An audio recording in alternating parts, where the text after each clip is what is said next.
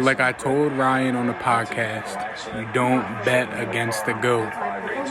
Just don't bet against the GOAT. I told Ryan, I said it every week, you don't bet against Tom Brady in the Super Bowl. I don't care what the situation is, you don't bet against the GOAT. You guys probably saw in that video, you saw my enthusiasm last night. Repping my jersey today. Got the Brady Super Bowl patch.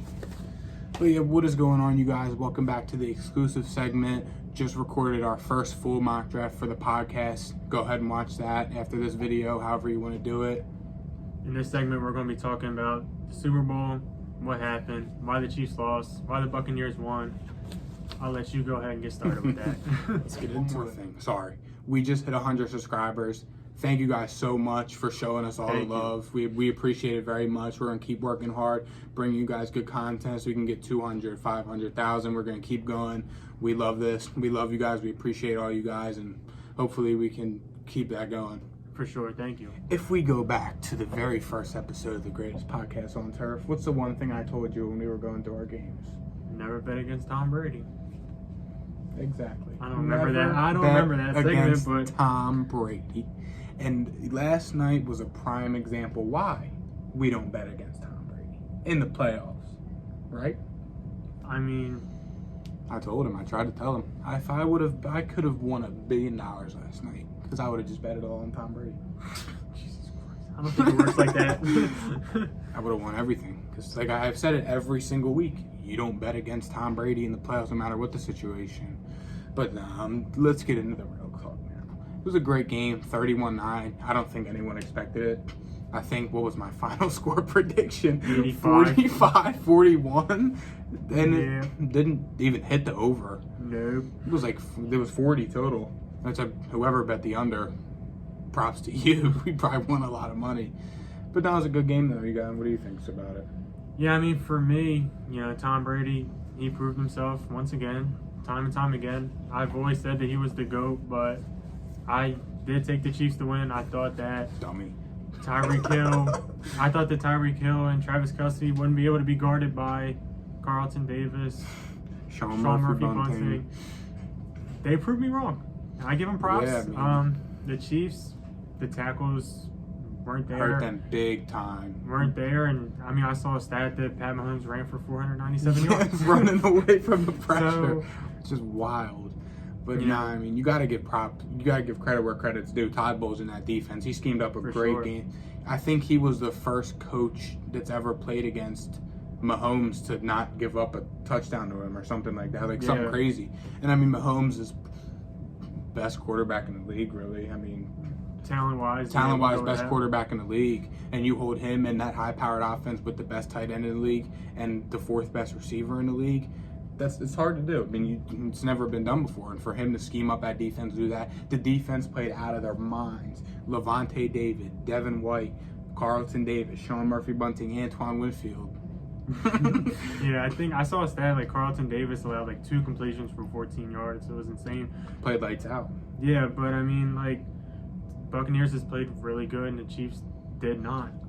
Definitely, and I mean, that was definitely an X factor of the game was the Chiefs missing both their offensive tackles. That was huge. Because you got the Tampa Bay Buccaneers who have their have Shaq Barrett, sack leader last year, great edge rusher. Jason Pierre-Paul, I think he made a Pro Bowl this year. Then you got Ndamukong Suh and Vita Vea. Solid. That's a solid team. And for you to be missing your starting 2 tackles and have them not there, it's hard to win. And we saw yesterday, Mahomes, he didn't look like himself, and it was because he was under pressure. And no quarterback does good under pressure, obviously, but huge props to Todd Bowles and the defense. Yeah, and Tony Romo was talking about it during the game. It was the first time Pat Mahomes has lost by more than 10 points in the NFL. So crazy stats, crazy. Yeah, Watson was like that too until I think last year it was 7 points for him. But jeez. Yeah, I mean, it was unfortunate the tackles didn't play, but give credit where credit's due. Buccaneers defense showed up to play. They shut down Tyreek Hill. They couldn't figure out that 2 big deep safeties in the back. Couldn't figure it out. Great scheme by Todd Bowles. All props to him. And then you got Tom Brady, greatest quarterback to ever step foot on the football field, getting vintage, throwing 2 touchdowns to Gronk. It was beautiful. Last and night, Antonio Brown. Antonio Brown. He's Tom Brady throwing touchdowns to Gronk and Antonio Brown in the Super Bowl. Yeah, I mean, You said that 2 years ago that Tom Brady, Gronk, and Antonio Brown were going to be catching touchdowns for the Buccaneers in the Super Bowl. and if you said it 5 years ago, Crazy. you'd say that they were going to win the next 10 Super Bowls. Yeah, but it was a tearjerker. I could have shed a tear last night. It was a great sight to see Tom Brady get his 7th ring. History. Yeah, and on the other side of the ball, we talked about the Bucs defense, and I mean we'll talk about the Chiefs. They couldn't figure it out. I mean the Not Bucs, at all. everything was open. The run was open. The pass was open. Leonard Fournette, I didn't even touch on him yet. Leonard Fournette Had had 100 yards and a touchdown. That- People were arguing him getting MVP. I mean, if Dude, Brady wasn't there, I feel like he probably would. Fournette or Gronk. I mean, them two right there. But Brady, I think. Yeah, You I gotta give it to Brady. You want to give it to him, and then they were just pushing him out of the line. What about the Couldn't honey stop the badger, run. Tyrann Mathieu, him and Tom Brady? Mm-hmm. Out of Getting all into the it. Patriots games and Bucks games I've ever watched, I've never seen Tom Brady go at a player on defense, and him and Tyrann Mathieu were jawing. Yeah, I mean, there's some people that like you talk to them and then you get in their head and then it messes with them, and then there's some people that you probably shouldn't do that with. It's like I don't remember who was saying. I don't remember who it was. It might have been Tony Romo or something. They were like, Tom Brady's just one of those guys you don't talk shit to. It's like talking shit to Michael Jordan. You woke up like a cold-blooded killer. Like, he's just one of those guys. And I mean, I don't know if he was trying to get in his head or whatever, but Tom Brady, it's his 10th Super Bowl. You're not going to get in his head by talking shit. Yeah, I mean, Tom Brady's is not the person to talk. And I like Tyrann Mathieu. He plays with that swagger that you don't see out of a lot of guys these days. And I'm a fan of Tyrann Mathieu, but I mean, you just got to know you don't talk shit to the greatest quarterback to ever step foot on the football Stop field. grabbing those jerseys. And a player that I didn't see much of last night, Chris Jones. Actually, I didn't. there was the one play at the beginning. I was watching. Me and my dad watched it back here. There was one play at the beginning of the game where him and Ryan Jensen got into it. Oh yeah, I Him saw and that. Ryan And Jensen that got cost him into a it. penalty. And after that, Chris Jones, he made a couple good plays. He had that big stop on the goal line. I thought that was a honey badger.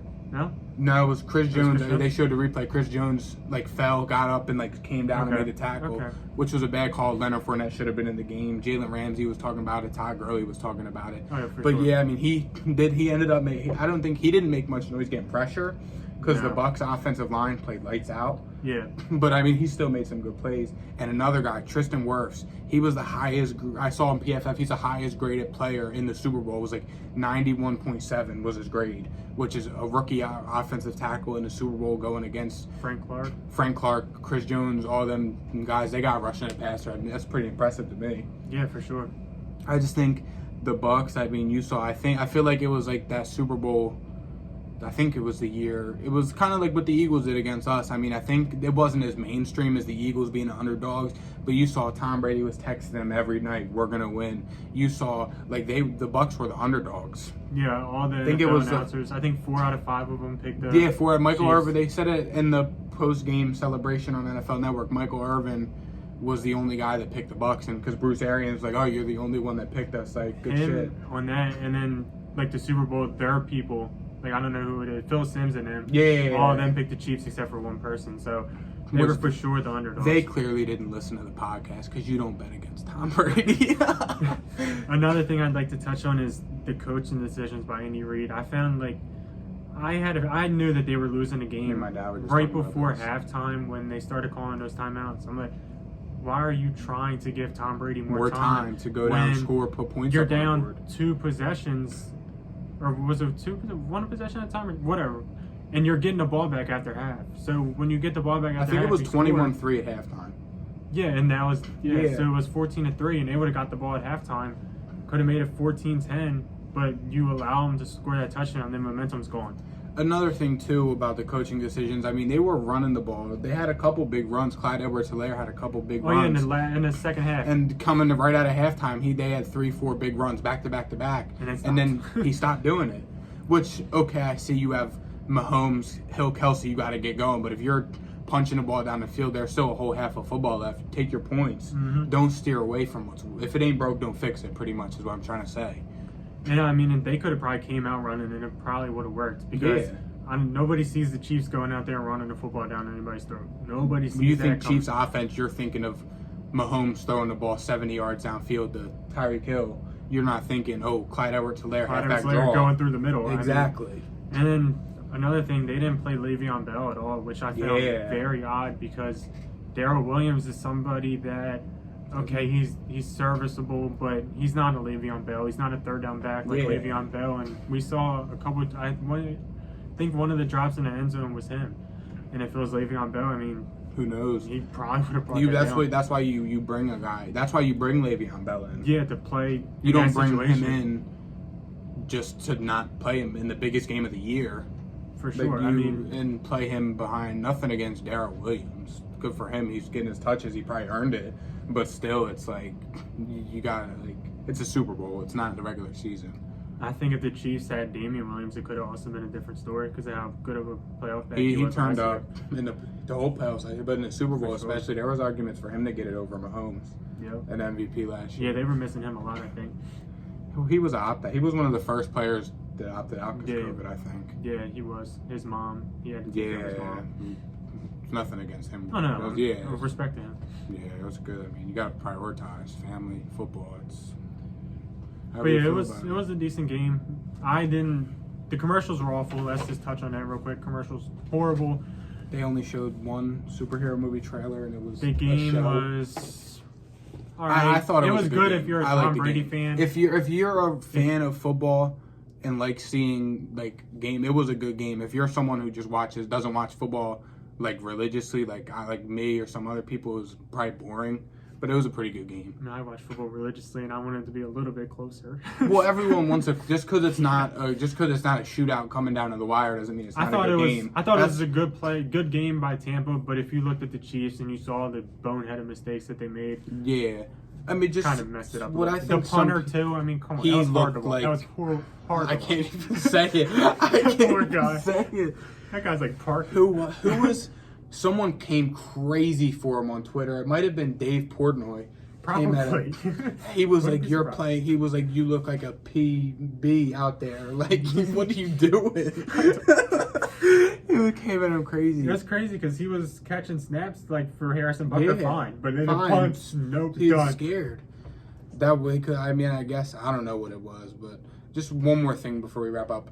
What people fail to realize, I feel like, that just like I just said it, if just because it's not a game that's coming down to the wire or it's not a shootout, explosive, exciting game, a game can still be exciting if it's a low score.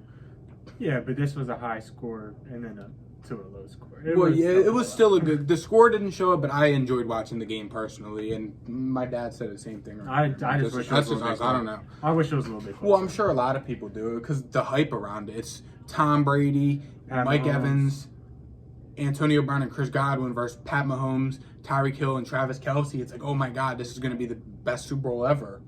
And then they came out and got dumped. Yeah, I mean, I like a good defensive game, but there was no sacks, no interceptions. It was just Mahomes threw 2.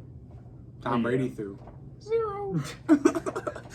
This wasn't very. Go for Tom Brady. Yeah. Go. I didn't think there was an argument to begin with, but I think this is the nail in the coffin for that. Quick, one-word answer: should he retire? Wrap it up. One-word answer: should he retire? I want to say yes, but people. I don't want to answer. I'm sorry. I want to say yes, he should retire, just ride off on his high horse, 7 rings, go live his life. Mm-hmm. But I think that we talked about it earlier. He loves football too much. I think he has all the accomplishments. He's not doing it for money. I think he just loves football. But people were saying he should have retired after they beat the Seahawks. They were saying he should have retired after he came back against the Falcons. He said he should retire after we beat the Rams.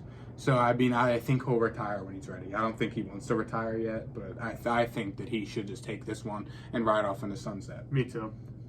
I think he's proved enough. He's done enough. The GOAT. So that's going to wrap this one up. Thank you guys for watching. Yeah, thank you guys for watching. Don't forget, link in the description. Like the video, subscribe, click that link, get up the full podcast, get our Instagram, both our Twitter accounts. We tweet on there sometimes. And just keep showing us love. We have a crazy schedule of episodes and segments coming up, so keep subscribing, keep the notifications on, and just keep it coming. We're leading up to the NFL draft. It's going to be crazy. So we'll see you guys next week. Peace.